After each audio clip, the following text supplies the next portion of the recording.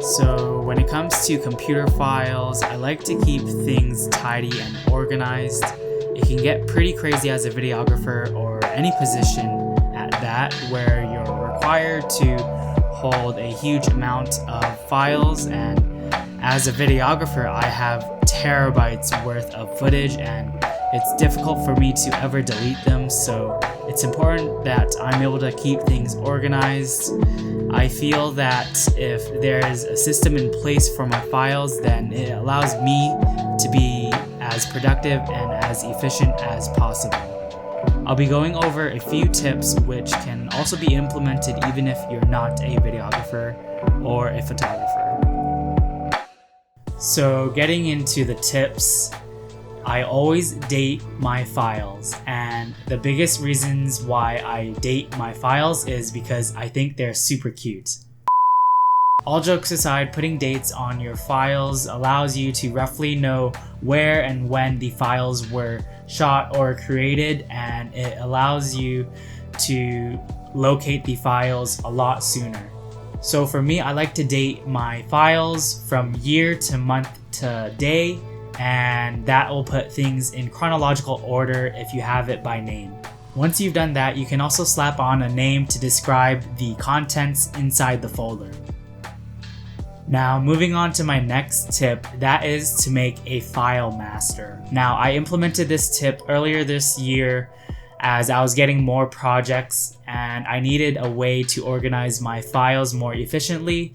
And this is the solution that I came up with. It's called the File Master, and what it is it's a folder with a bunch of subfolders, and I have it as my main default folder, and I'm able to take the folder and copy and paste it into whatever new project that I will be working on, and that way I have all the folders and subfolders inside my new projects, so it's all the same. And the cool thing about that is if I ever want to hire a new employee or I need someone to help me edit, they'll know exactly where the files and locations of the projects are going to be.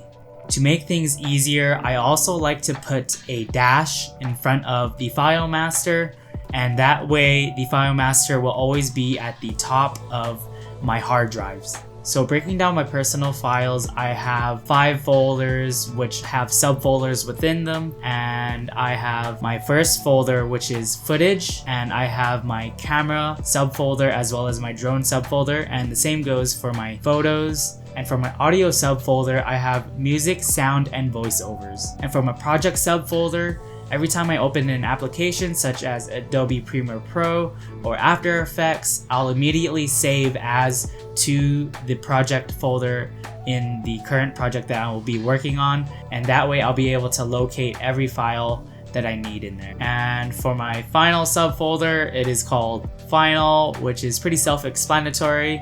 It's where I keep all my final products and video and photos that I need. For a lot of the files that I store, it goes straight to my computer, but when I'm done editing and I'm done with that project, I'll normally transfer it straight to one of these 2 hard drives right here.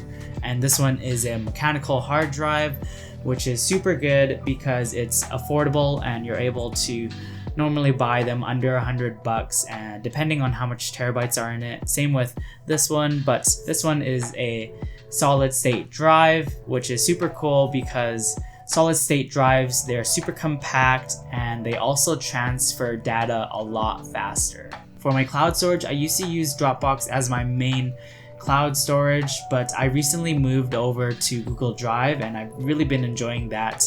I think it was the pricing that convinced me, and I switched over and I now use Google Drive to send a lot of my videos to my clients. Unfortunately, with any cloud service out there, it's way too expensive to upload every video file, as well as it takes way too long and too much Wi-Fi to upload terabytes worth of data into the cloud, and it just gets way too expensive. So I mainly use cloud services for sending videos to my clients, as well as some quick access files that I might need on the go, and I'm able to go on my phone and do that. And so that's my main usage for my cloud storage. Hopefully it gets better in the future and that we're able to upload videos in an easier manner. Alright, so that basically concludes my video on how I organize my files as a videographer slash filmmaker, and you can also use this in your own personal life.